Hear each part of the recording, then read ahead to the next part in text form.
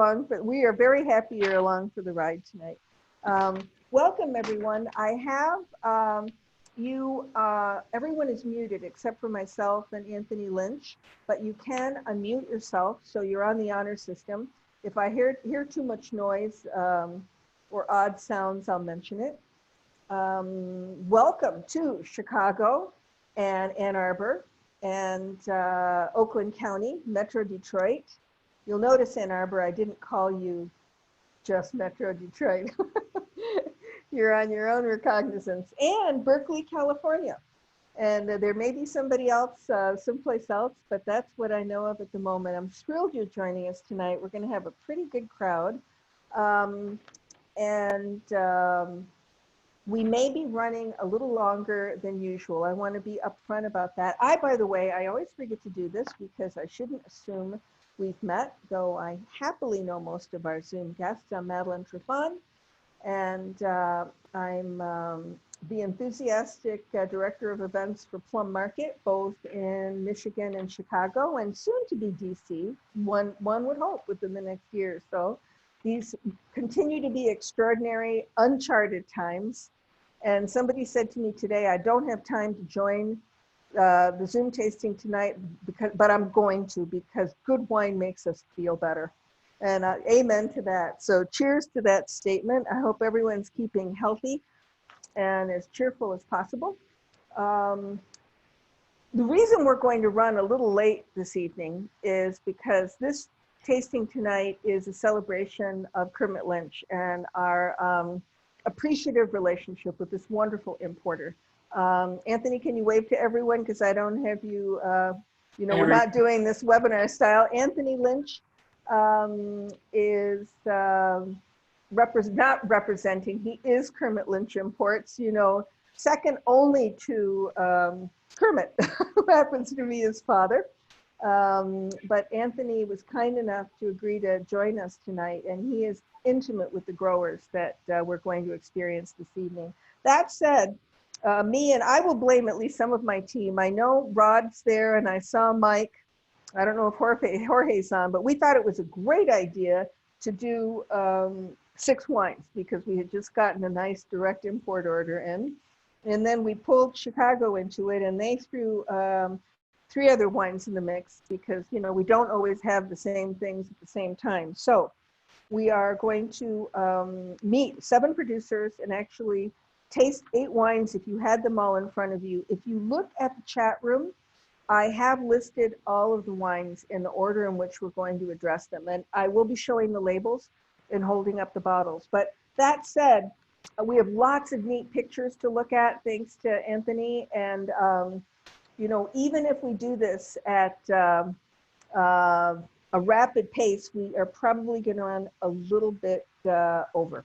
If you have to leave us at 7:30, I'll send you the updated playlist of the recordings. Evidently, there was an issue with the Riesling one the other day. I don't know what happened there. I'll look into it, but I'm assured by our team that this should work tonight. So we are going to keep it moving. Let me see if anyone else is. I have to keep an eye on the waiting room, and nobody's chatting yet. Do not see the wines listed in order in the chat room. They're there and they're posted for everyone. So page up perhaps. If not, I'll post them again. You can unmute yourselves, but I would suggest try to keep it to a minimum until we get to the end. And then, you can chime in. But if you have a burning desire to opine or to share your love for something, go ahead. What else is housekeeping? Oh, from my heart to everyone out there who's either a teacher or a parent, you are heroes. I can barely take care of myself. And I very much admire how you're self-navigating these times. So that said, we have a lot of beautiful wine to get through. And Anthony, welcome from Berkeley. If you would be kind enough to tell us a little bit about yourself. And by the way, per usual, you've heard me say it before, there's no wine police. There's a suggested order But you know, you can taste them in any order that you like. If you're doing all the ones in Michigan, your first one would be the Alsace Edelzwicker. And if you're in Chicago, I believe the first one would be the Henri Perusset Macon Village. And I may have that wrong, but you know, jump in with white wine if you have it. Welcome, Anthony. Can you tell us a little bit about yourself? We just are looking forward to you speaking from the heart. All right. Thanks, Madeline. It's great to be here. Thanks, everybody, for tuning in or joining or whatever we're calling this. But it's, let's see. So just to give a little background on our company, it's Kermit Lynch Wine Merchant. So founded by my dad, Kermit Lynch, in 1972. So we've been around quite a while. He started out importing wines mostly from France, but also from Italy and other places, and then really became a specialist in France and also Italy. So we're really specialized in those two countries. We work with about 170 different producers. So this is a terrific picture of him. Does he still look like this, or has he changed? We'll give him the benefit of the doubt. He still looks like that. And so, how many producers? I interrupted you. Excuse me. It's around 170 or so. Mm-hmm. So it sounds like a lot, but they're all sort of long-term relationships. We buy the wines every year. We visit, or we try to visit every year, and you know, it's like a big family. So we know the wines really well. We know the people really well. It's more than just business. They're friends, they're family. We dine with them, and you know, it's try to get a sense of what the culture is like in that place to better understand the wines. And so even though it might seem like a lot of sort of relationships to keep track of, it's just really a lovely large family, and we're really lucky to be able to taste their wines here and all across the country. Well, isn't it true though? One of the things that I've always admired so much about your portfolio is these families have been with you for a very long time. I mean, it is truly family in that respect. When you've been working that closely with someone for decades, which is the case with many of your producers, correct? Mm. Yeah, a lot of the sort of longest standing relationships date back to the mid or late 70s. So if my dad started buying the wines from the winemaker, now I'm working with the son or daughter of that winemaker. So it's a pretty cool continuation to have. But especially considering, we'll get to this with a couple of the wines in this lineup, some of these producers have been going from generation to generation for hundreds of years. But it's actually our little 40 to 48-year-old period is just like nothing in comparison, a little window. So of those 48 years, how long have you been actively working with your father and the company? So I joined about 8 years ago. So basically after I graduated college, I didn't study anything about wine, but I just kind of ended up, I wasn't really interested in it actually. I guess if you sort of take it for granted if it's always there, and you know, you also just, as a kid, you sort of want to distance yourself from whatever your family's doing. But yeah. but then as I got older, and especially as I did some internships in my dad's company just to learn more about it and just to get some experience working, I started to really fall in love with the wines, and then traveling, meeting the producers, really pushed that home. So it was a pretty natural, I kind of fell into it naturally, I guess, even if I wasn't intent on doing so. But I guess I'm really lucky because it's a great business to be in, the opportunity to, you know, be around good food, good wine, and really interesting people. It's definitely something that I cherish a lot. Now, have you been to each of the producers we're going to meet this evening? Because the first one is you pronounced it Meyer Fonet, Edelzwicker, and did I say Edelzwicker correctly? I think so. That's how I say it. But it's an Alsatian word, so it actually means noble blend, which is interesting because it's the kind of, you know, in Alsace they have a lot other famous varieties. There's Riesling, Pinot Gris, Gewürztraminer, Muscat, and there's Sylvaner, Pinot Blanc, all sorts of other varieties. But Edelzwicker is one of the few wines that's actually blended. So a lot of producers kind of think of it as a bad Edelzwicker you could think of as like the leftovers blend. It's like whatever didn't fit into this tank or that tank, we'll just mix it together and call it Edelzwicker. But at Meyer-Fournet, it does depend on the yields of each grape each year, what the quality is, what the quantity is, and the winemaker's decision each year as to how to bottle and how to label each wine. So the blend here does change every year. What is the blend? This is is it the 19 we have? I think so. It's I don't know the exact, it's mostly Pinot Blanc. I think a little bit over half Pinot Blanc. And then there's some Muscat, some Riesling, some Chasselas, and some Pinot Gris. But what's really cool from what you're saying, if everyone could hear that, you've got Riesling and Muscat in this. So you've got two highly aromatic varieties and a couple that are sort of low toned.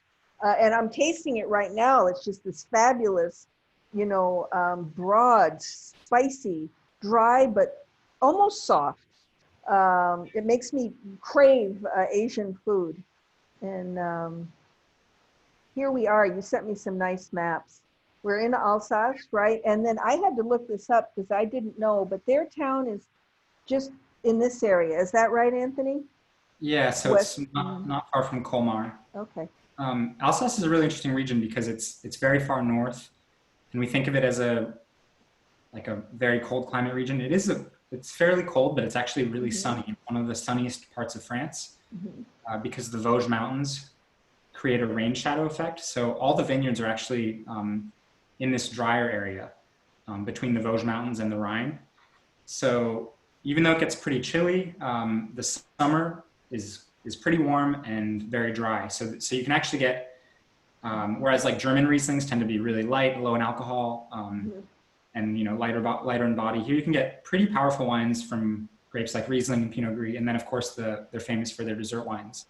I have to tell you that the rain shadow effect in Alsace was a question on my master sommelier exam. I can't remember if I got it right. This was in 1987.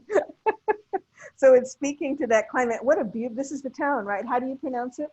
That's Katzenthal. So you can see that all the vineyards are kind of on that slope. And then if you were to go farther behind, that would be, you'd get really into the Vosges Mountains.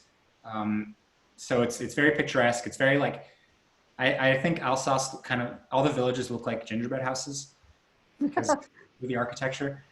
But the sort of the prime slopes are what you see behind the village. And a lot of these are classified Grand Cru. So this grower, Meyer-Fournet, he has a whole lineup of, I think, 3 different Grand Cru Riesling sites, several Pinot Gris, a couple of Gewürztraminer as well. He makes a slew of wine. I was shocked when I looked at the laundry list, and he bought parcels after he took over in '92, right? Yeah. So he's had it a little bit since taking over from his father, but and it's interesting. Alsace is really, there's a focus on soil. So the Grand Cru wines, for example, they're typically a single variety on a single type of soil, and that's how they've kind of chopped up and demarcated all the land, is based on the soil, because it's actually really complex. There's a lot of granite, there's a lot of limestone, there's sandstone, there's a little bit of everything.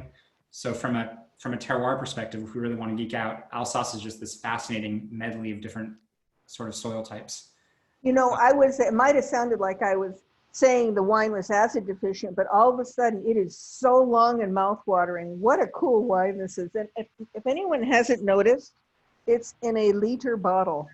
So, whatever you paid for it, it is not a normal $7.50. Wow. Is this a normal view in the wintertime? It's just beautiful. I've never been in the winter, but I think it'd be pretty frigid. Best to go in the summer when you get the previous view. And it's a cool wine because the cuisine of Alsace is notoriously rich. So there's a lot of really rich, stinky cheeses like Munster.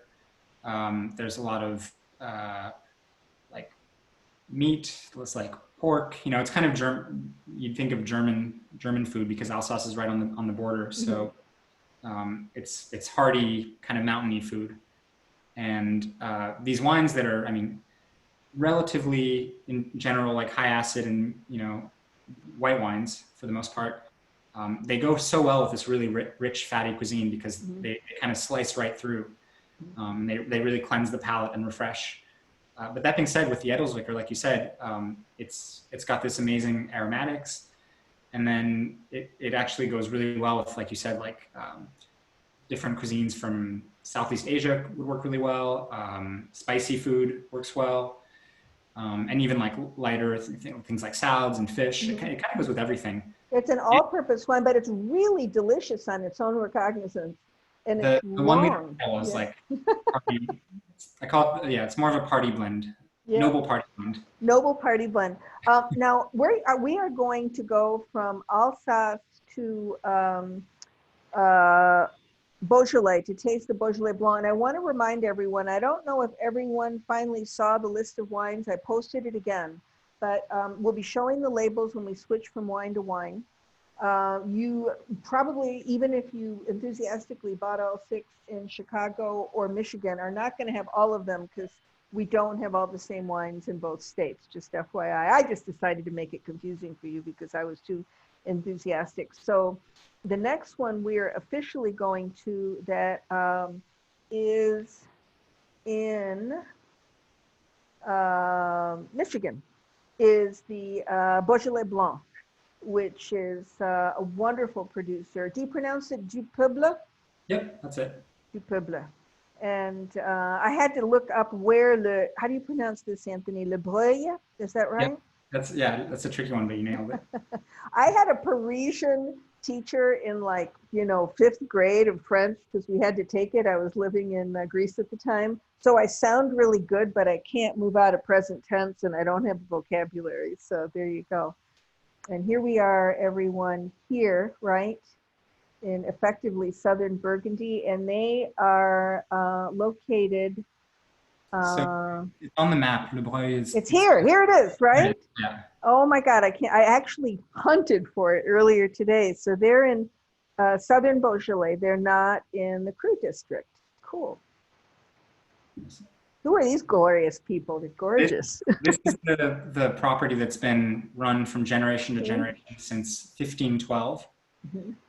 So on the left is Ghislaine. She's the current generation making wine, along with her brother Stéphane, who's in one of the other slides. That's their father. He passed away 10 years ago. Aww. Great mustache and great hat. But again, I mean, just a really traditional property in that they've perpetuated this tradition and making wine in the Beaujolais tradition, which is for mainly red wines. Whole cluster fermentation, making like light, juicy, delicious wines. But what's cool about their corner of Beaujolais in the southern part is that going back to the soils, like I was saying about Alsace, there's just this huge variety of soils. So there's a lot of limestone, which Chardonnay tends to do really well on, as well as the granite that's good for the Gamay. So that allows them to make some Beaujolais Blanc, which I think in total is about 3% of Beaujolais production is white wine. I was going to ask you that, so thank you for reading my mind. This lady's name is pronounced Ghislaine. Ghislaine. And then there is Stéphane. What is Stéphane doing? Looks like he's cleaning out or digging out a tank. So in red wine production for Beaujolais, they use whole grape clusters for what's called carbonic maceration, rather than pressing the grapes and then letting them ferment. So it'll sit there. The whole grape clusters will sit and macerate in the tank for about, depending on the wine, anywhere from a few days to a few weeks. And then they'll sort of take it out of the tank. It's called décuvage. That's what he's doing. So he's got like a kind of a pitchfork or rake type thing. So it's devatting for all practical purposes, correct? Exactly. And he's basically just getting the grapes out of the tank. Well, he looks, like he should be on TV, but he's having a blast. He just educated us. So Stéphane and his sister are running the estate now. Is that correct? Exactly. And I would be remiss if I didn't remind us all that Beaujolais Blanc, correct me if I'm wrong, is it always Chardonnay? This one is Chardonnay, correct? It's pretty much always Chardonnay. I think Mhm. you're allowed to use Aligoté and maybe Pinot Gris, but generally when you see Beaujolais Blanc, it's Chardonnay. And even though these folks are in southern Beaujolais, they have a significant amount of soils that are granitic, right? Exactly. Yeah. So Yeah. it's that area where every 30 feet you travel, there's a different type of soil. So they have some parcels that are exclusively on limestone, which is really good for making that white wine. Some that are on granite, and then some that are kind of mixed. So they have a lot to sort of play around with in order to make the wines that they're trying to make. I tasted it earlier. I like tasting everything too cold and then watching it warm up, because it's like a person. Sometimes, they feel like chatting at the cocktail party, and other times they're waiting until they have a glass of wine before they say anything, right? And this is actually reminds me, it's got tremendous minerality to it. It really surprised me. And the acidity surprising me too. I mean, you'd have to be some sort of cosmic blind taster to put it. Where would you put it blind? I mean, it tastes like good Maconnais to me. I mean, it essentially is. It sort of is to a certain degree an extension of the Maconnais. It's a little bit farther south, but again, that limestone soil is similar to what they have in the Maconnais. They tend to be a little bit fuller bodied, just because it's a sunnier place. It's a little more Mediterranean influence on the climate, but they're really accessible and forward, and medium to full bodied whites that are just like super easy to drink. Yeah, but I tell you, I put my nose in that glass. It's classic white Burgundy, pears and rocks. Right. It kind of floats. Yeah. It's Chardonnay. It's just great. I put this picture up here, even though we're not doing red wine, because correct me if I'm wrong. These folks are the producers of Kermit Lynch's Nouveau every year. Am I right? That's it. And this is, can you tell us like just the 15-second version of what the hell carbonic maceration is? Okay, so when they get the grapes in after harvest, instead of crushing them, like I said before, they just throw the whole clusters into the tank, and basically and then they coat it with carbon dioxide. So what this does is it creates this process within each berry, where there's this sort of fermentation within each grape berry. And rather than a typical fermentation with yeast converting sugar to alcohol, there's this complex chemical reaction in the grape berry that the end result basically is that it gives the wine a lot more aromatics. It's like a lot brighter and juicier and kind of spicy and floral, and less tannin, because the grapes are not, or rather the juice is not sitting with the grape skins, which provides. So this looks like an enthusiastic ferment, here staring at this. Yeah, so I mean, in carbonic maceration, generally the weight of the grape bunches does crush some of the berries at the bottom, so it does create a bunch of juice. And then as this chemical reaction takes place within each grape berry, it'll cause the berries to eventually just burst. So the more it goes, the more juice is sort of created, and then that juice ferments with yeast turning sugar into alcohol, like in a traditional fermentation. Well, I'm going to remind everyone, if you turn your nose up at Beaujolais Nouveau, that I'm going to make it a mission in life to try this one when it's released this year, because these folks make just beautiful wine. I'm going to nudge us along, and actually we're going to the Maconnais, which is just a stone's throw away, right? And this is a wine, you can be jealous, Michigan. This is in Chicago right now. And I actually had to look up, is it pronounced Farg with a soft G or a hard G? Macon Farg. How do you pronounce it? Farge. Farge, a soft G. And I actually had, and it's always Vieille Vigne old vines, is that correct? So yeah, this is a selection basically of the older vines he has on the property. He also has a basic called Macon Village, which is like a few bucks cheaper, and just not quite as complex, but similar vineyards, similar everything. Just the old vines just get a little more complexity, a little more concentration. This is what Anthony was telling us. So here's the Maconnais, and it butts right up against Beaujolais. So we were down here with the Beaujolais Blanc, and now we are up here. And I threw this map in just because I, perverse little sommelier that I am, went looking for Farg earlier today, and there it is. Within right? It's right next to a village called Chardonnay. Oh, which is right there. Yeah. May or may not be the origin of the grape, but there's definitely a lot of Chardonnay plant around there. This is a really beautiful map, the Wine Scholar Guild. And then all of us out there may have heard of Macon Viray and Macon Clissé, and down there, of course, Clissé. But this gentleman, can you tell us about him? He's a soulful guy. He's special. Yeah, so again, I mean, kind of like similar story to all of these producers. Actually, it's a family-run estate that he's the current proprietor, but you know, it was, I don't know how many generations before him were making the wine. And they have, it's not huge, I don't know how many acres, but it's pretty much a one-person operation outside of harvest time. And he's in this area where it's kind of the northern Mâconnais. So it's, again, you're like kind of flirting with the Côte de Beaune quality in terms of the climate, but the wines are a little more simple, a little more forward, and priced way, way better.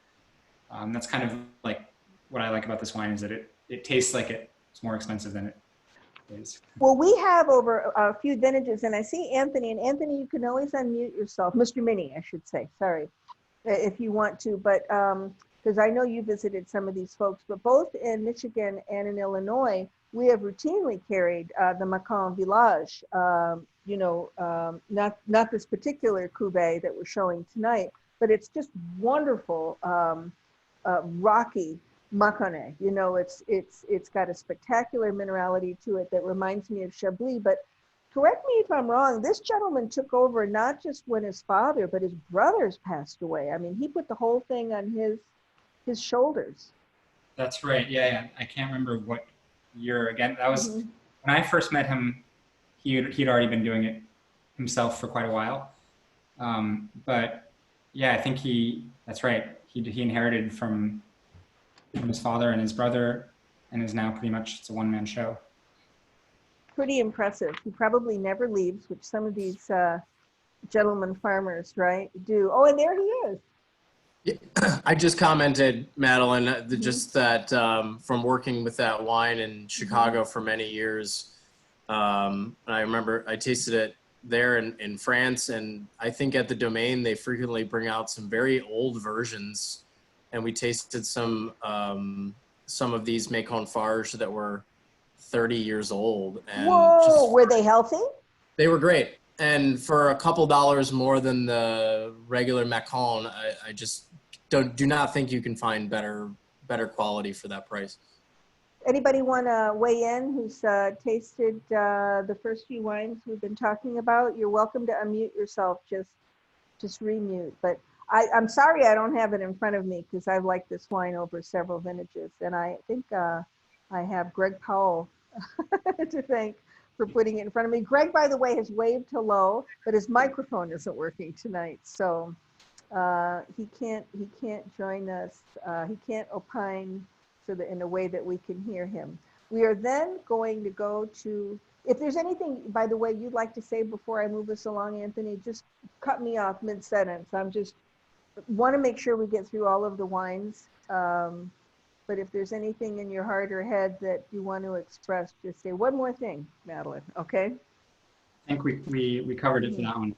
Let's go on the next. Now we're going actually to where we're still staying in Chicago in terms of selection, though those of you who buy wine at the Michigan plum markets will have seen Greville Lacoste. This is a white Bordeaux that's, you know, especially reading about it, sort of, again, absurdly priced. I mean, you know, kudos to your business plan. I have to say this, Anthony, and I know all of us are who are buying or selling wine are struggling with the whole issue of, you know, tariffs and such and prices, but, you know, routinely across the board, I think Kermit Lynch represents a spectacular value. And that's one of my little mantras in talking to consumers, is to flip the bottle around if it's not on the front and see who the importer is, because you just, you know, your dollars are well spent with your company, I will say. And I don't work for you, so that's honesty talking, but oh, not at all. And here we are, everyone. I'm just going to remind us we're in Bordeaux, and we are specifically right here, correct? In Barzac. So he's in the middle of the Sauternes zone. So the Yeah. area is really famous for dessert wines, of which he makes a really great rendition of. But dessert wines are fantastic, but you don't really drink them every day. So he's actually shifted most of his production towards dry white wines. Oh, most of it. But he makes, I've been buying Remu Lacoste for years. Oh yeah, he still Yeah. he still makes it, but I mean overall the demand for that has gone way down in past decades compared to historically, and those areas are just as well suited to making excellent dry whites like this one. So it's Semillon, Sauvignon Blanc, and a little bit of Muscadel. And whereas in Sauternes they would let the botrytis set in, which is the noble rot that kind of dries out the berries and gives it this, it's a weird ugly mold, but when you press it and ferment it, it just gives this aroma. But if you pick it a little bit sooner, when it's just regular around 12 or 13% potential alcohol, it gives these really beautiful zippy dry white wines with a lot of character and a lot of aromatics and more minerality, because it's called Grave Cost, and the area is called Grave. So they're referring to these pebbles, these very gravelly soils, and you can almost like taste that in the wine. And What's the guesstimate on the percentage of Semillon in this? It's dominant, right? It's dominant, yeah. I'd have to consult a cheat sheet.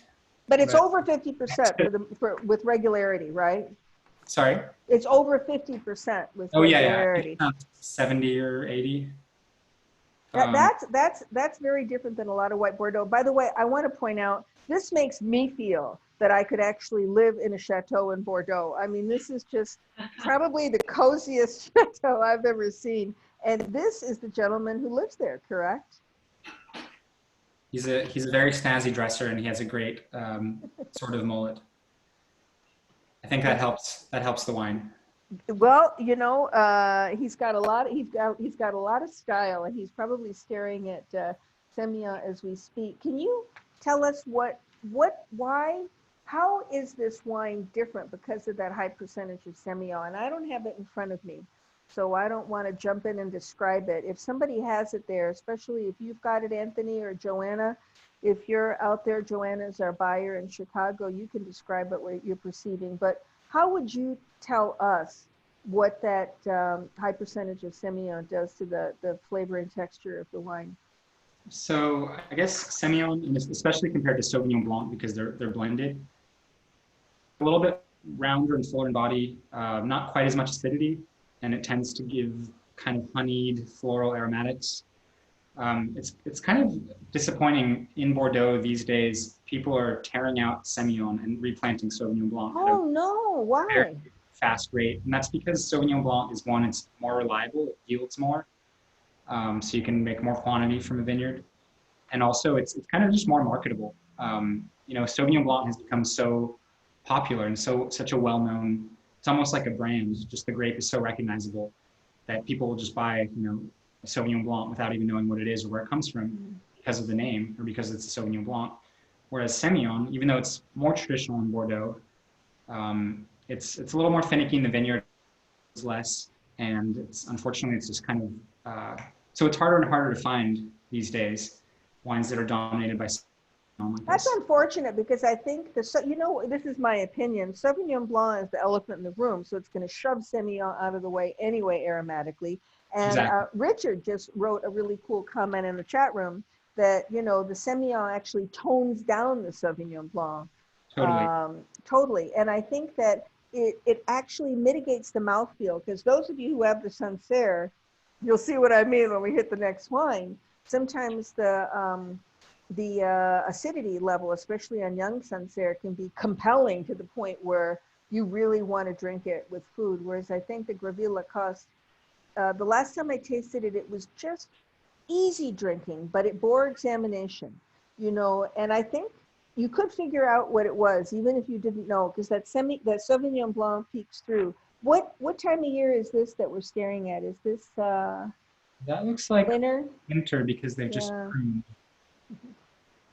That's a spectacular value too. Correct me if I'm wrong, but what do we sell that for in Chicago for $18, and I think maybe a little bit less than that in Michigan. So everybody has Sancerre, Anthony. Yay! Really quickly though, Madeline, before we Yes. jump to the next wine. Please. I don't know Hi, if you Carrie.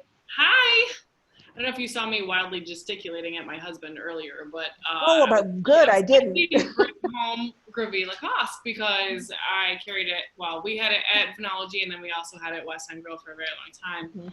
And to speak to your point about the Semillon situation, this wine has totally screwed me up in blinds so many times because Thank you, Mr. de Bourdieu, right? right?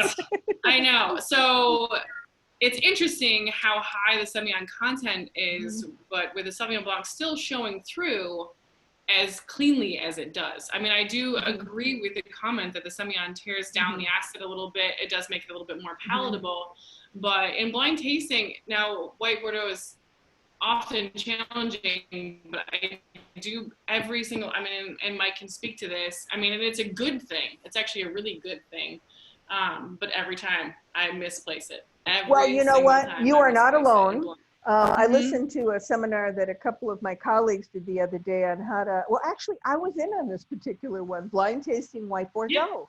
And that's, I almost forgot, I was part of it. And sorry to pivot just for a moment, Anthony, but you know, at the end of the day, the Sauvignon Blanc, if you're listening closely, will speak through, and the pricey white Bordeaux's will always have, wait for it, oak on them, correct? Right. Whereas Gravy Lacoste can be even a little more baffling because there's no no oak on And this. it always Right? throws me off, but that wine has always overperformed. And we were talking about how, you know, we're going to have this Zoom meeting today, and I looked at the wines that Mikey brought home, and was not part of it. And so he has definitely gotten an earful since then. But it really is a lovely wine. It's something that I've had on every list that I've ever purchased for. So. Carrie, you know, is from the On-Premise clan and has made more than one beautiful wine list in the Ann Arbor area. So thank you for speaking up. And I am going to take us further north to the Loire, where Sauvignon Blanc reigns supreme, at least in Sancerre, Pouilly-Fumé, and its like-minded cousins. And this is a really special producer. And I don't work for Kermit Lynch, so I can say that. But I just think Reverdy to me is really speaks to the soul of Sancerre. So we're right here, right, Anthony? In the Loire. Yeah. So actually, yeah, in France. Here we go. pretty Here we far go. east in Loire. So it's Yeah. kind of in the very middle of France, more or Right. less. Right there. No, you're right. Because actually, here's the middle of France, and there we are. Smack And in the middle. Mr. Reverdy. So he is actually passed on the winemaking to his, I think it's his niece, Julie. But we don't have a photo of her, unfortunately, because she's only been doing it. She's only been the head of or managing the property for, I think, 3 or 4 years now. But Michel really is the guy who got the domain going from sort of a humble farm to an actual sort of renowned, like bottling the wines and marketing them, selling them to the US, for example. So this is a family, this is again, like Dupelbo, since 1600 they've been doing it. So they know a thing or two about growing Sauvignon Blanc. And they have this, I guess they have another instance in which they have all the different soil types of Sancerre, which allows for more complexity in the final blend. And it's just really traditional. I mean, there's nothing, I wouldn't say there's like a secret to this wine. It's just good viticulture, good vineyards in the right sites, and not messing with it too much, not manipulating it too much. That's why it's just a very authentic and sort of pure expression of Sancerre. But he makes Pinot Noir too, doesn't he? He makes Sancerre Rouge. Yep, Sancerre Rouge and Rosé, which are both made from Pinot Noir. And is this, are we looking at what, Verdigny here? That, I think, is Sancerre itself in the background, I think. And those actually aren't his vineyards. I couldn't find but they kind of look like that. They're very That's rocky. okay. It looks good. They're very rocky, but are these his? It's another I think beautiful. that's taken from his property or from close to his property. You can you get that view of the village in the background. But here is the soil. Tell us about this soil. Wow.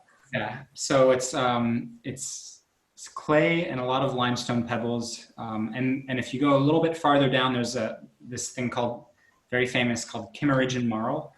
So it's a type of limestone that's found in Sancerre, in Chablis, and certain other areas that is really known for like giving this super minerally expression of either Sauvignon Blanc or Chardonnay, and depending on where it's planted. And so that's very typical of having not only tons of stones, but if you were to sort of dig around, you'd find some fossils, like oyster shells, all sorts of little old sea creatures. And this was basically a prehistoric ocean. So at some point way back, that part of France was covered by a tropical ocean. So it was a shallow ocean, and for whatever reason, there's all these deposits of like ancient shellfish and crustaceans and whatnot. And you find that when they till the soil, they're always finding these big chunks of rock that is just full of fossils. So that's why, like Chablis, for example, which is on the same soil, they always say it tastes like oyster shells. But I would argue that in Sancerre, you kind of get that same expression, even though it's a different grape. Oh, I think to me, this wine, and I'm tasting it right now. It's probably maybe, it's probably 55 degrees. It is significantly warmed up, but it's the definition of minerality to me. By the way, all of you out there, we say minerality because we don't have a better word for, what rocks taste like in wine, but I always say it's the non-fruity character, non-herby, non-fruity, non-woody. And some people will say that it smells a little salty, but I always just think of river rocks. Does anyone who has it in front of them want to jump in with comments? Mr. Minnie, are you out there? You've had this wine enough that you could probably talk to it, but I just love this Sancerre because it's got, compelling acidity and terrific citrus, but it's not painful acidity. It's not begging for some food to calm it down. It's really showing. Yeah, I would say it's like very classy Sancerre. It's hot. And I think right now, because Sancerre has become so commercially popular, there's a lot of very flashy kind of modern expressions. And I think this is more of that flinty, as Kareem is saying, flinty style. More Chablis-like in a way. It's just a very classy wine. And long. How do these wines age? Have either of you had them with significant bottle age? I usually drink them all up, but you don't have to. They can hold for quite a long time. That acidity actually is what really it holds them together, and that minerality, that stony impression, gets more and more accentuated as it ages. What can we expect in terms of air? I really don't think I've had older Sancerre, and I'm trying to think, what do they pick up in terms of a difference in fragrance or flavor? Can you speak to that at all, in case we forget one in the basement for a long time?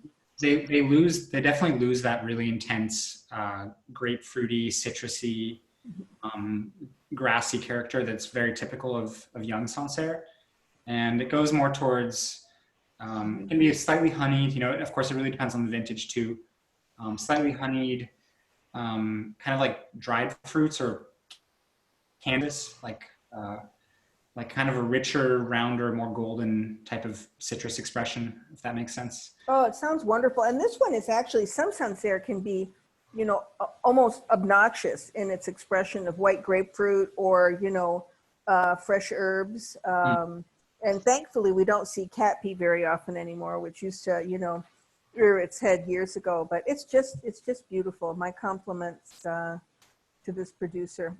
So we are finally, unless someone piping in, I'm going to move us on to red wine, because I'm sure some of you only have red wine in front of you, which we've kept you waiting. Madeline, I think it tastes like licking slate. Oh, now that's poetic. Thank you. Much appreciated, Norm. Norm, Everyone's got to go lick some slate after this Zoom is over. Yes. we've been noticing as it warms up, it opens up incredibly. Doesn't it? It's so much nicer. Mhm. We tried it out colder, as you were saying earlier, and it's amazing when it warms up a little bit. Cynthia, thank phenomenal. you for piping up, because it wouldn't have occurred to me. I'm going to routinely drink really good Sancerre cellar temperature, you know, and not mindlessly put it in the fridge. This, by the way, is very modern. Did they redo their cellar in recent years? It's pretty gorgeous. Yeah, I don't know if that was always a part of it. So this wine that we're drinking is all stainless steel tank fermented. So I just included that photo because it's a neat. And they also make Sancerre Rouge, so Pinot Noir, and like we mentioned earlier, and they do an oak aged Sancerre, which is sort of in select years he'll pick out the best looking plots and age it in oak. So that gives us a totally different expression of Sancerre. You know, Now are these demi-muit? Are they bigger? Those are demi-muit, 500 liters. Oh, I'm so proud of myself that I recognize them. Yay. So they're like double barrels, right? Yeah, and he's found that's a good middle ground. Not to impart too much woody flavor, but still to allow it to breathe and develop. Yeah. All right, on to Gammae and Beaujolais, and I think I pulled that old label from your website because it was just glorious. Because it still says, you know, the same. Claude Geoffroy on the bottom, right? Viticulture, or although it says I thought we were drinking the 1949. Oh, you're cute. No, I wish. Again, I don't think I've ever had Cru Beaujolais with significant bottle age, but I'm a just huge fan of this wine. And we were down here earlier in Beaujolais, and where are we now? We are here, correct? The first yellow zone, yeah. The southernmost yellow zone. So it's those colorful regions at the top are the 10 crus of Beaujolais, which make the best wines in terms of complexity and structure and aging potential. This whole region, that northern part of the region, is very hilly, a little bit higher in elevation, and it's predominantly granite soils, which is what it's like a perfect pairing for the Gamay grape. For whatever reason, Gamay loves granite. But the Côte de Brouilly is a notable exception. And that's where Chateau Thivan is located. It's this big hump, this like mountain, little miniature mountain that just juts out out of like a flatter area, and it's a volcanic rock. So it's kind of, I don't even know, geologically it's really complicated, but it's this really hard blue stone that is very famous. Oh, I'm going to page down. There it is. It's blue. It's blue.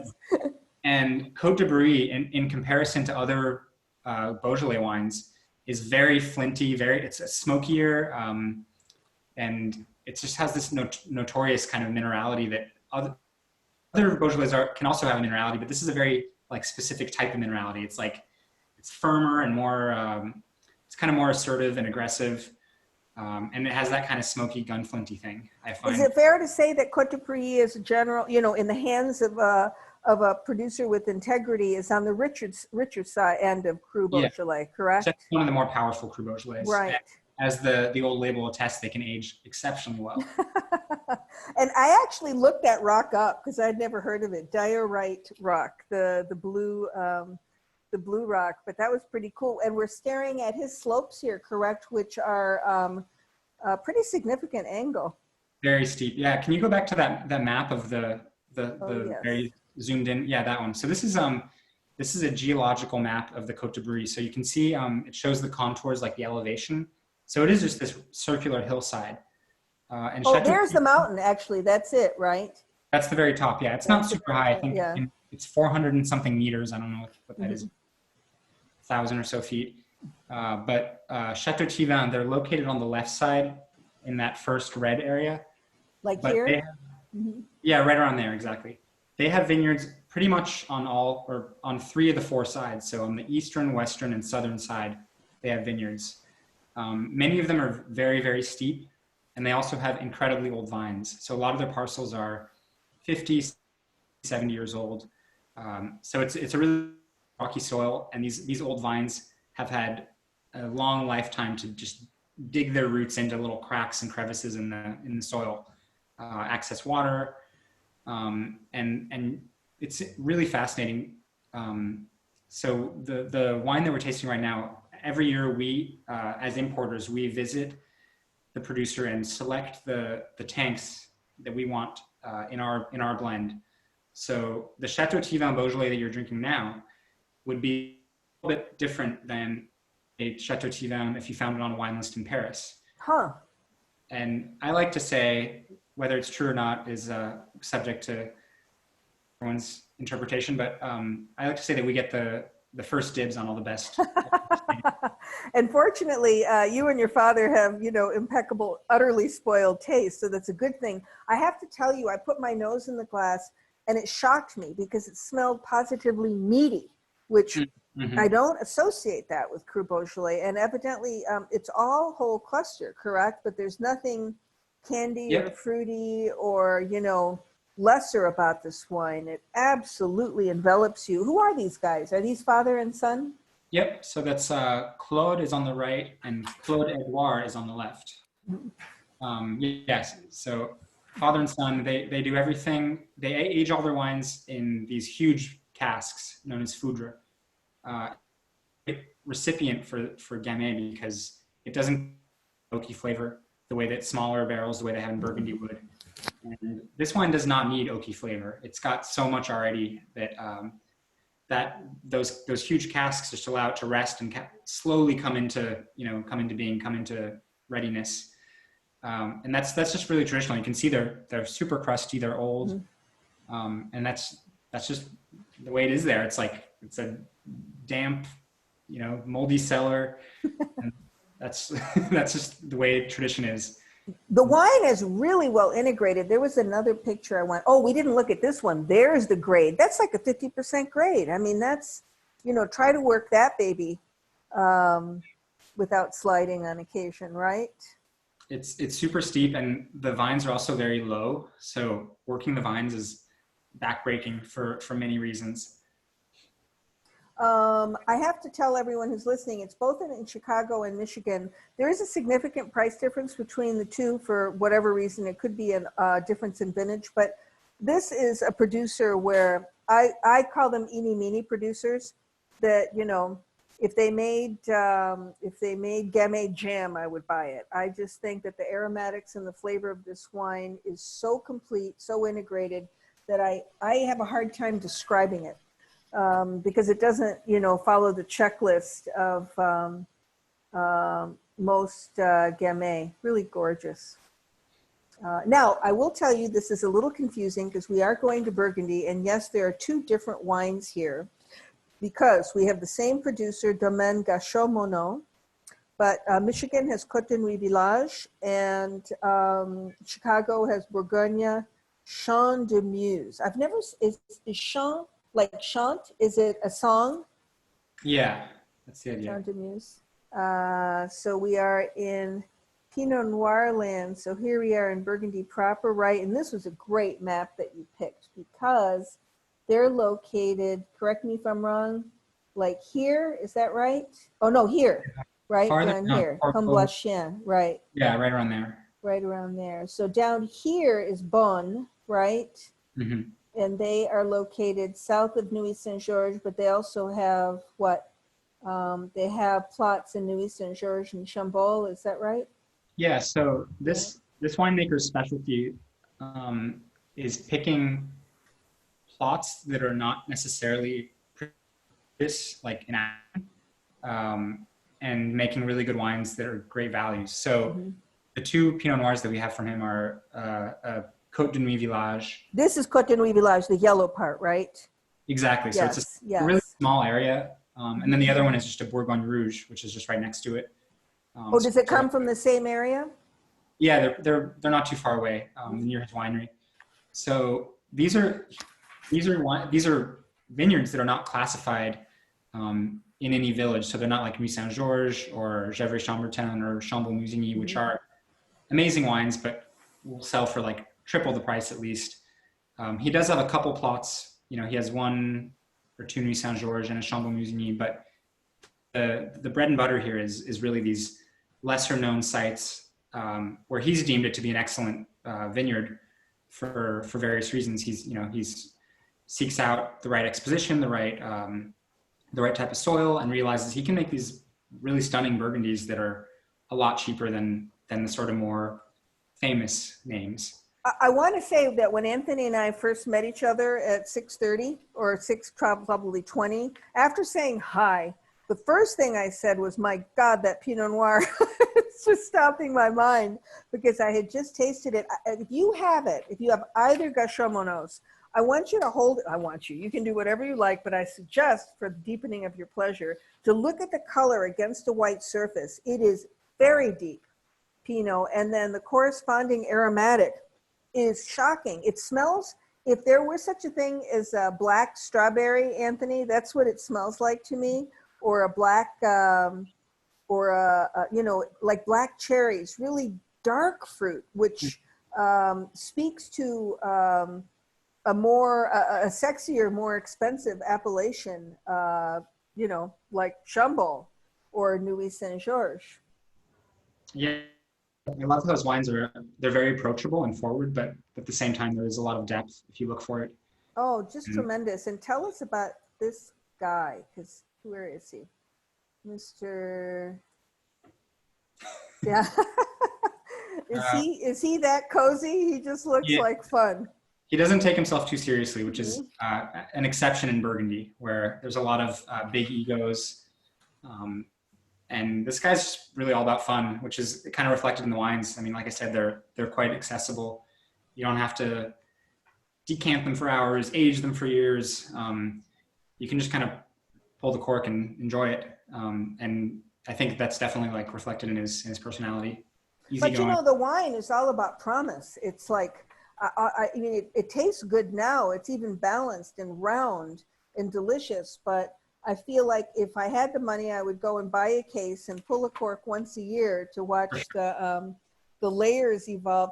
Tell us about how your dad found him, right? So it was a recommendation from Aubert de Vilaine, who runs Domaine de la Romanée-Conti, the most expensive Burgundy and possibly the most expensive wine in the world. That's a hell of a compliment, right?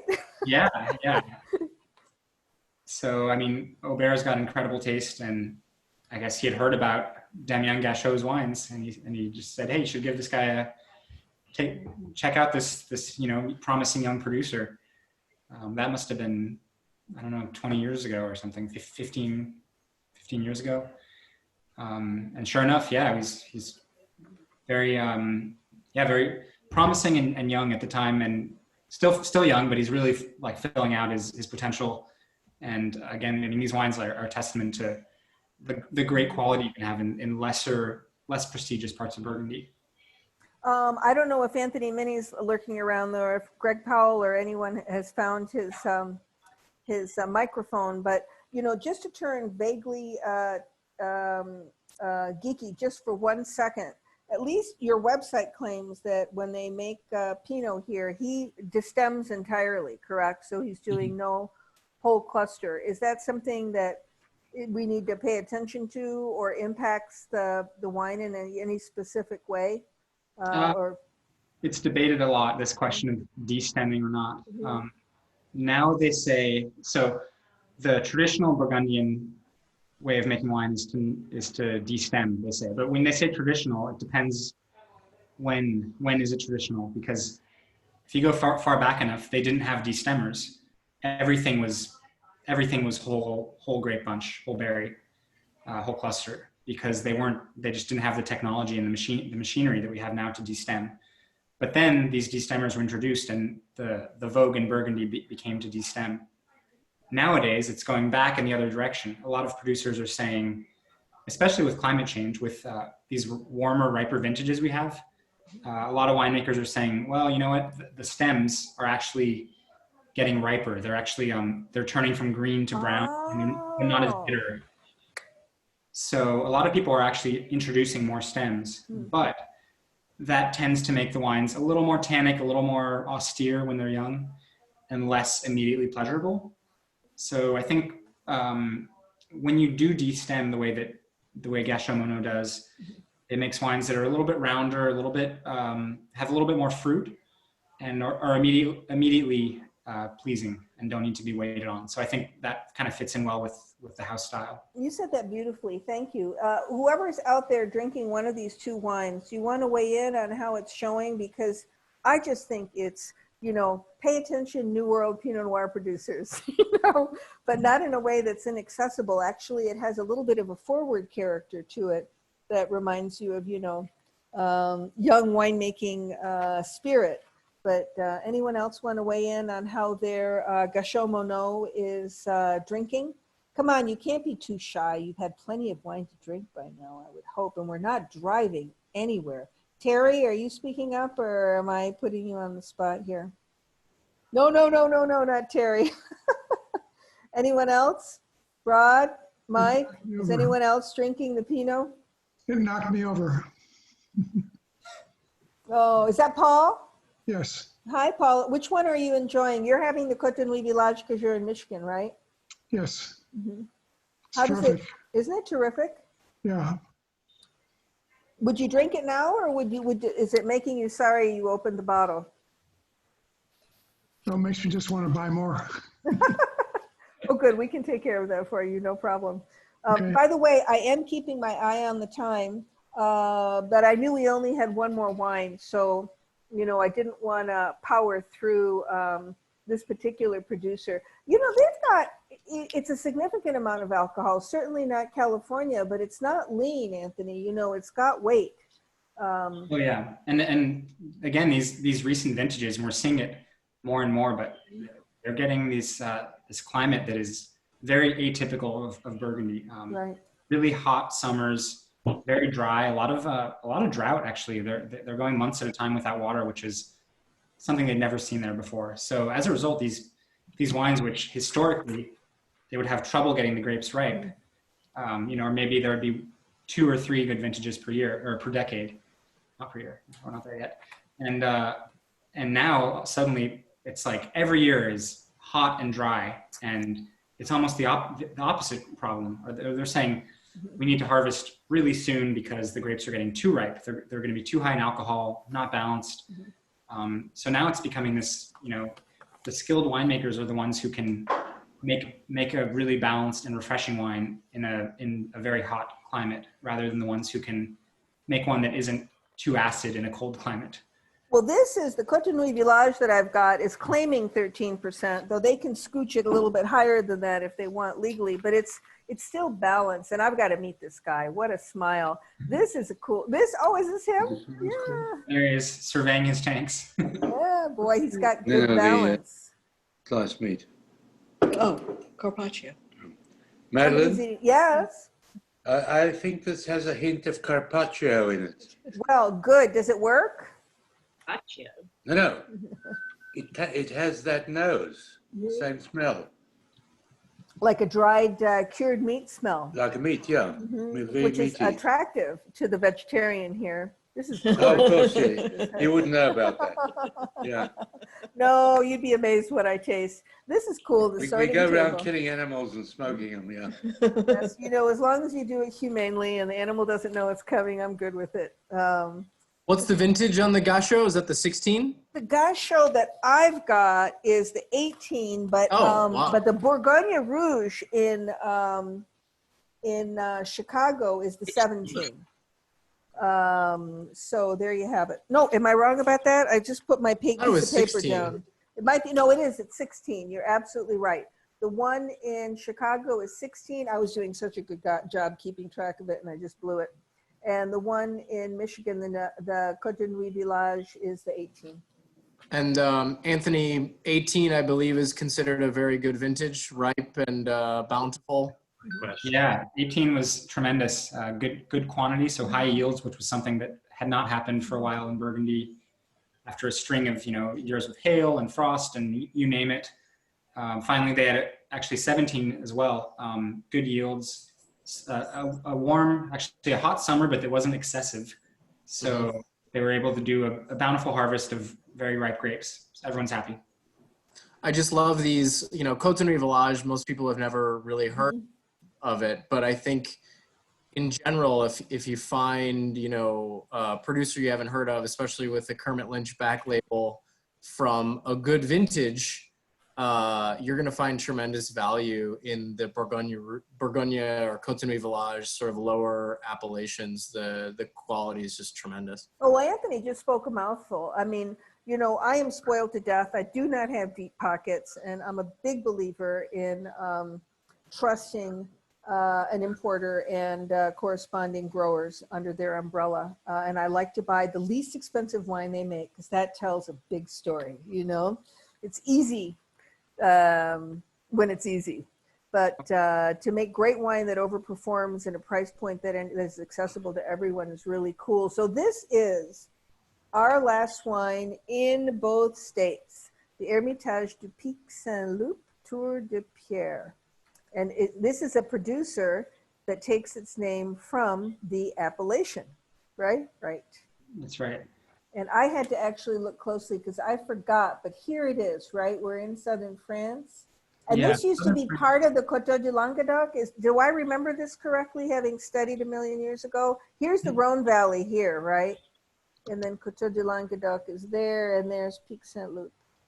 It's like the northeasternmost part of the Languedoc region, and the area Pic Saint Loup used to be a sub-region of Languedoc AOC, so it was not a very like highly ranked appellation, but recently, and I would argue that rightfully so, it's been promoted to its own Pic Saint Loup AOC.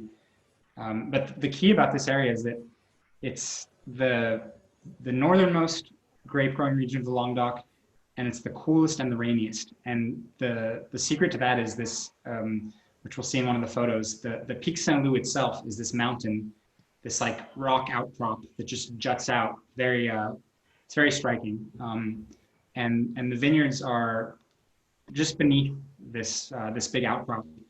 And the producer, the Hermitage du Pic Saint Loup, is the only producer that is actually, they have vineyards on the actual backside of the mountain itself. This is Syrah dominant, correct? Because I just had a question about the blend, but Syrah Grenache with a splash of Mourvedre, does that sound right? That's perfect. Great. But what you're saying is, you know, is that the peak right there? Yeah.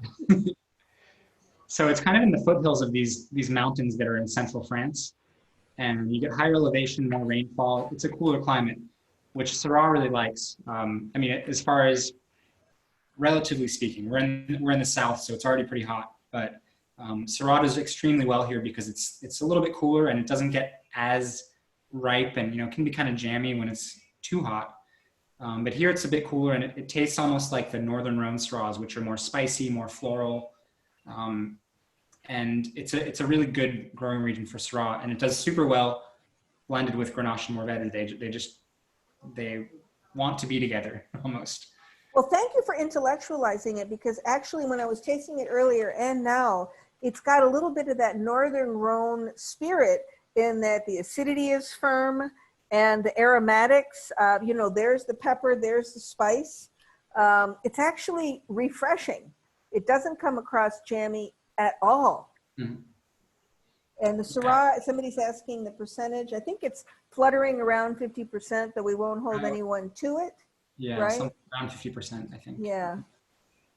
It's drinking like an angel. This is dangerous wine. Because it's delicious, but sort of lifted, but there's significant tannin too.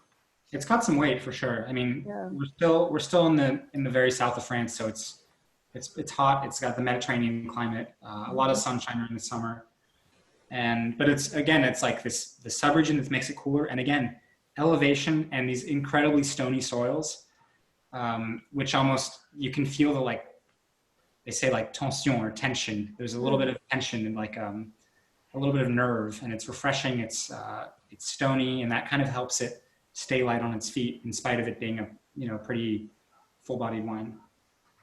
And these are, correct me if I'm wrong, Three fish on the label, three brothers, yes?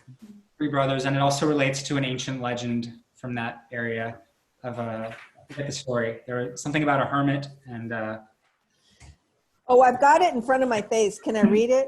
Because Read it's really evocative, unless you've got it in your head and want to go for it. no, I can't remember it off the top. of my head. Okay, cool. The limestone peak or peak perched above the vineyards was named for the legendary Saint Thierry Lou, one of three pious crusading brothers and suitors to the beautiful Bertrade.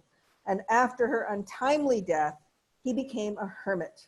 But then we've got the current trio of brothers, right? Oh, wait a minute. Let me show the label one more time because we've got, oh, it's not, there are the three fish, right? Les trois poissons. That's my French.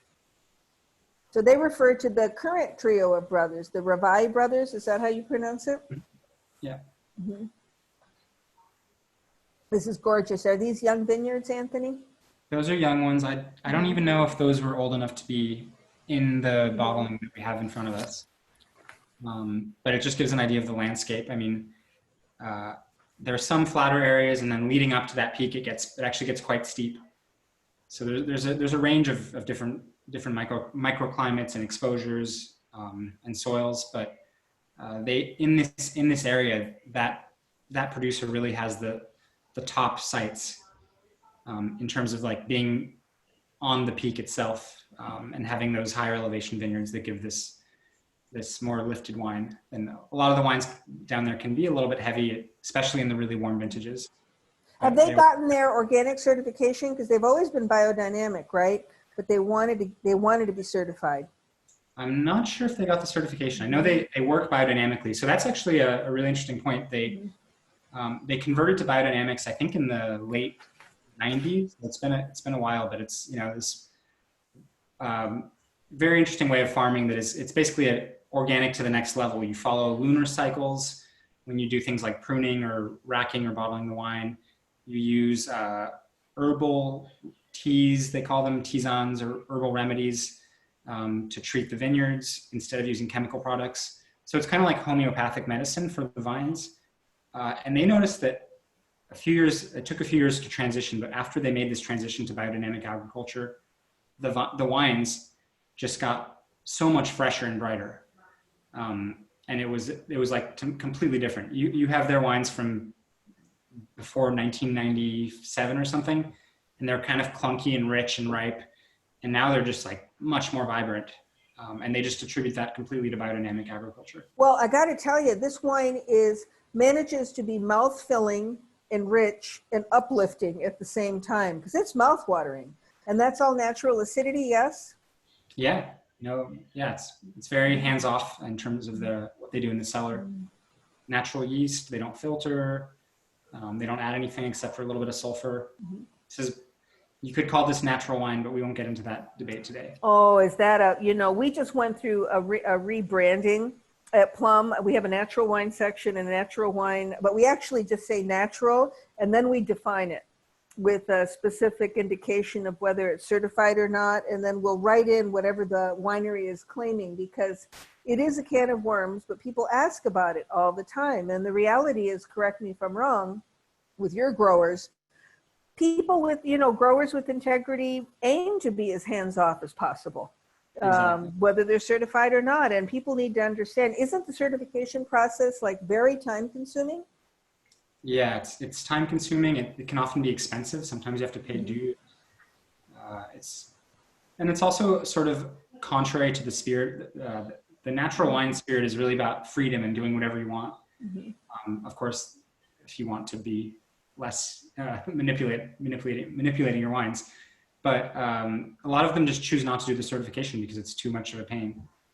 That's good for us to know because, everyone sort of, can be obsessed with the whole organic moniker, right? By the way, somebody had been asking about the cepage on this 2016 of the Pic Saint Loup. They got their hands on it somehow. Maybe that was the Chicago vintage, but it is still Syrah dominant. So regardless of the vintage, right? And I'm opening it up. It's 10 to 8. So if anyone wants to jump in with any comments, I've been keeping an eye on the chat room, but you're welcome to speak up if you like and ask Anthony a question if you've got one that you've been holding on to because you're well-mannered and I have been powering through our slides.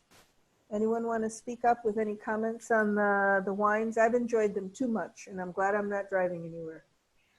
So Madeline, I was, it's last year I had the Beaujolais Blanc. There was much more minerality to it this year.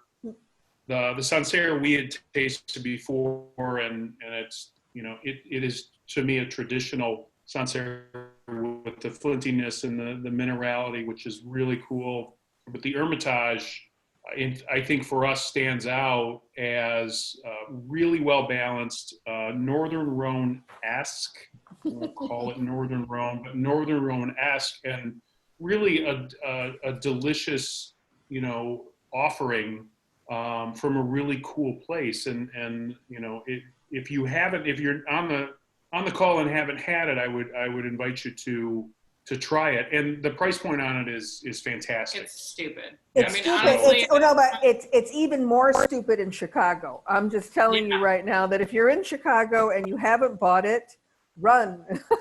we both used to live there, and it's amazing the pricing difference between the two places. But we play a little game, as I'm sure you do, Madeline. The whole taste it blind and not know the price point. So as a general rule, I try to taste the wine and figure it out, and then he'll tell me the wholesale price point. And the fact that they sell it at Plum Market for $18 a bottle is absolutely insanity to me with this wine. I mean, it completely over delivers in so many ways. The complexity is definitely, we're talking moderate plus to high complexity on this wine for an $18 bottle. That's just nuts to me that this is sold for what it is. Well, one of the reasons why we all talked ourselves into doing 6 wines tonight, and actually 8 or 9 if you count Chicago as well, is these wines really define value in the highest sense of the word to me. They truly do. I mean, these are family owned and operated estates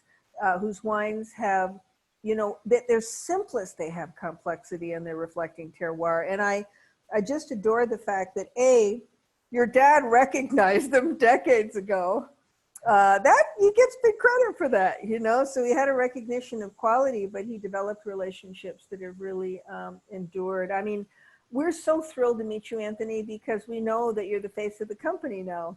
Because when I asked Greg, actually, gee, can we get Kermit on? He said, don't even think about it. But Anthony might, So everyone, I hope we're very, very lucky to have this personalized by Anthony Lynch. And we can hang for one more minute if you'd like. However, I'm going to share something else because I am duty bound to do so. So bear with me. I'm actually going to take a little time off and disconnect from my phone. Oh, there's the cellar. That's beautiful. So I wanted to remind everyone that if you go to virtual events, by the way, the next one that's listed is on September 11th, and that will be not next Thursday, but the following Friday, because this gentleman is in the Piedmont in Italy. So his 4 p.m., our 4 p.m. is his, whatever it is, 10 or 11 p.m. I couldn't get him to stay up later than that. And he is the director of Produttori del Barbaresco, arguably one of the, on your one hand, top co-ops in the world, and all they make is Nebbiolo. So that is going to be, and we're going to do that both in Chicago and in Michigan. So 4 p.m. Eastern on Friday, because I figure you might want to get off early, work a little early, 3 p.m. Central Time. If you go to the virtual wine events page now, we've been trying to, we're all figuring this new world out as we go along, but you will still see, I'm surprised Gary Farrell's still on. That was week before last. Last week was Left Foot Charlie, Brian Ulbrich. This is September 11th, and here we are with Mr. Lynch. And you can, the reason I'm pointing this out is because if you missed this tasting or you simply fell in love with something and want to get more, you can buy them online. You can also buy them in the stores. So I will tell you, all the Plum Market sets, which this, but I'll simply reinforce it, are not, mirrors of each other. The wine team leaders like Mike Pfeiffer and Jorge and Michael Timpa and Patrick Mulrooney. They are directed to make the sets reflective of their neighborhood's needs and desires. So, but you know, march in there and go, hi, I love the yada, can I get it, right? And they will take good care of you. And somebody mentioned that, try the whites and rosé. Oh, it's Anthony. I didn't even know Hermitage de Pic Saint Loup made white wine. Out of what grapes? Cool. Oh, I had it the other night. Anthony could probably fill us in better. I don't know. Is it like Vermentino and it's like or something? Roussan, Grenache Blanc, Yeah. Vermentino, and Marsanne, and Claret. Whoa. So it's like, you know, it's like Châteauneuf du Pape Blanc. Yeah.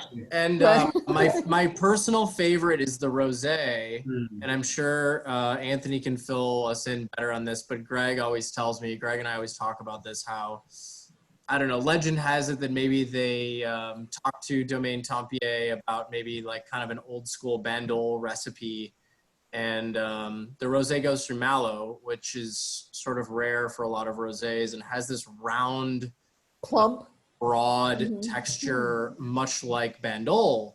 And the wine is like, you know, the same price as the red you're drinking, and it has so much depth. Because I think we think of a lot of Provençal rosé as just kind of being, you know, that pool water slash it back and not really think about it. But it's like, wow, this is serious rosé. Mr. Minnie, you are dangling a carrot. So is this available if someone requests it in distribution in Michigan and Chicago? In Illinois, we definitely have it. It is not store currently, but I can have it there within 24 hours. Okay, and Michigan TBD, but we can ask. So, you know, and it's got little fish on the label. It's great. So the rosé we're talking about, which is from the last producer, right? Hermitage de Pic Saint Loup evidently makes a rockin' rosé as well. Anthony, is there anything that we need to know about what's in the future for Kermit? Try to message in. Oops, what's that? You don't want to unmute necessarily, but Oh, maybe try more. Unfortunately, oh well. And regrettably, Chicago cannot send wine to Michigan legally, so I apologize. But you can get in your car and go drive to Chicago. Oh no, and purchase a bottle. So I apologize for that. So we'll hold that thought. Anthony, is there anything that we can look forward to in terms of how the future of Kermit Lynch is going to unfurl? Anything you want to share with us? Anything you're particularly excited about? Sorry to put you on the spot, but we've got you and you haven't gone away. There are a lot of things to get excited about. I would say you can just look forward to a lot more great wine. And some new wines, some different new producers, a lot of Italian producers. I know we're known more for our French portfolio, but we have an increasing collection of Italian producers. Oh, from what provinces? From all over. Excellent. And recently we've added some producers from Sicily, Sardinia, Southern Italy, in addition to the sort of classics of, you know, Barolo, Brunello, stuff like that. So Greg and Anthony Minnie, you can just nudge us about these. I will look forward to tasting every damn thing you put in front of us, no problem. Every damn thing. We would like to thank Anthony for his wonderful presentation and how informative and concise he was. Beautiful presentation. Thank you. Thank you. Really appreciate it. Wonderful. You have made friends for life. Salut. Salut. To your health. Salute in Italian. Right? Salute. Salute. Thank you. Salute. Santé in French, correct? Thank you. Isigia in Greek, and anything else we want to say. But Anthony, you have made friends for life. And well, so now I'll share a drink together in person, maybe in the next, who knows how long, but hopefully soon. Would be really fun to do this, do it again, but all in the same room. Thank you very much. You're based in Berkeley, so do you ever do tastings in Berkeley, or is it possible to make an appointment with you there, or is that off the grid? He's in Berkeley. These days, not so much, but no, in the future. Yeah, in the future, I hope that becomes possible again. Yeah. Okay. Well, we wish you all the very best in health, in life, in business. Please give your father our warm regards and tell him, in our opinion, it's in the right hands. Thanks, Madeline. Thanks, Well, it's been a everyone. pleasure. Thanks It for was a everything. special, and remember, we won't see each other next week, but September 11th. So I am going to work hard tomorrow so I can ignore my phone and my computer for around 7+ days. Yay. Take good care, everyone. Anthony, I can't thank you enough. A big actual hug from me. Cheers, everyone. Cheers.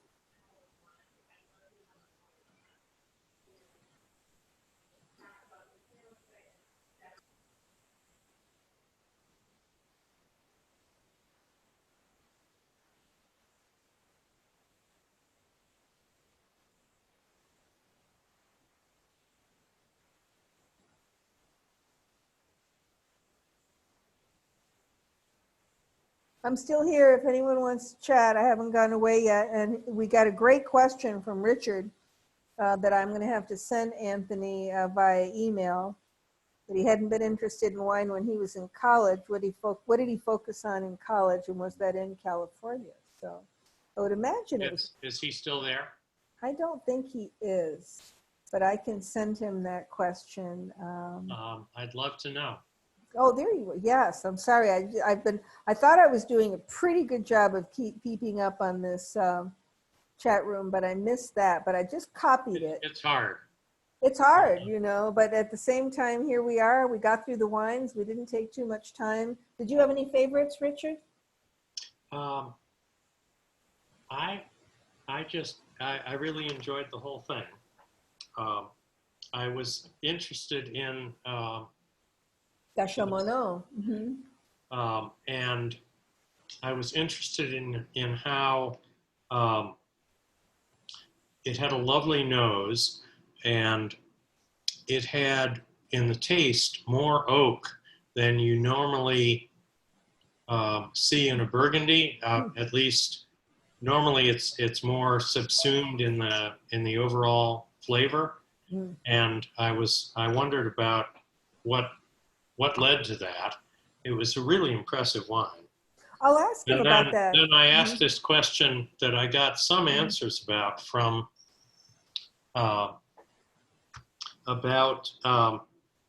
I have this wine from Côte de Brouilly, and the labels are so incredibly similar.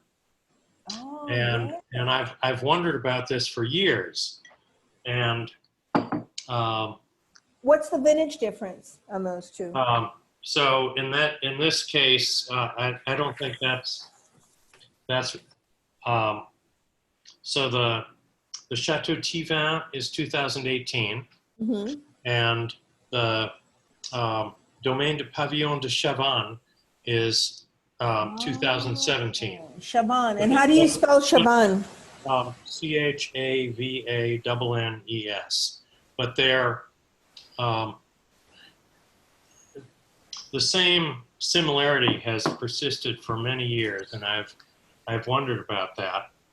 The Pavillon de Chavannes is a wine that the French embassies around the world often serve, and I just wondered about this similarity. And somebody said in the chat room that they were in litigation. Greg Powell. Right. Is Greg still on? Greg is not on, and he was the one that didn't have his microphone going. Because where is Greg in Chicago? Greg is in Chicago. Greg is our Kermit Lynch ambassador in actually both Chicago and Michigan. And Anthony Minnie, who's also in Chicago and used to work for Plum Market, works for their distributor, Winebow.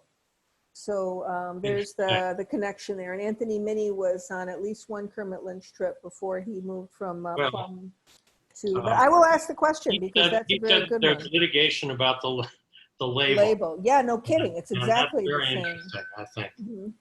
And they're actually very similar wines, both really nice, I think. And I've been sort of curious about that for quite a few years. Well, they must not be pursuing the litigation with vengeance, or they would have resolved it by now, right? Because those look identical to me. Dave, did you enjoy one wine in particular? I don't know what you're sipping, and you've been sitting there with a spectacular picture behind you, by the way. I don't know if that's an ancestor or decorative. Dave Smith, yes. Should I unmute you? There you are. There you are. You're unmuted. You can say hello. I only tasted two, the Hermitage and the, what do you call it? The Oh, the Edelzwicker. Edelzwicker. Yeah. Did you like it? I like them both, yeah. Mhm. And I bought others, but I don't like opening so many, letting them sit, even though I use the. Oh, and by the way, we got more private preserve in because, you know, you nudged us, and we actually have it on sale. I think we're running a special on it, but if people are not hip to private preserve, the can is less than $10. You know, it's absurd. And if you use it right, it really works. No, I can keep, you know, I've opened 4 wines at once and I can't tell the difference a couple of days later. No, well, I've waited a month just to check it out. Somebody's cooking. Richard is making something delicious. I hope you weren't bothered by my sarcastic email. I don't remember. No, it was delightful. It made me contact the owner of Private Preserve, who I've known for many years, and I ordered some more. I called it a disaster that you didn't have it. I know. Well, listen, everyone, I'm jealous at Richard's oven opening and closing, so I'm gonna go make something to eat. Thank you for your company, always. And I will probably by the end of next week miss seeing you.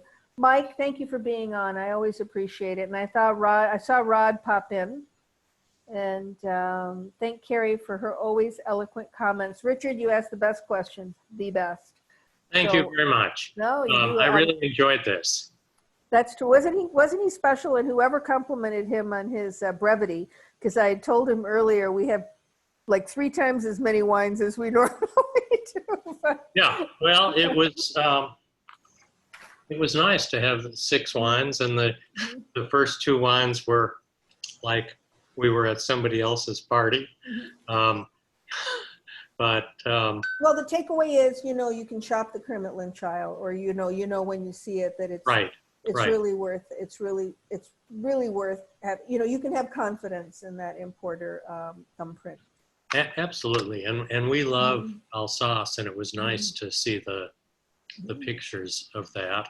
Isn't that beautiful? Blanc is such an interesting sort of new development in the white Burgundy area, so that was pretty interesting too. Well, thank you for your attention and the shots of your gorgeous kitchen. Thanks. Have a good evening, everyone. Thank you, and I'll see you in a couple of weeks. Okay. Great.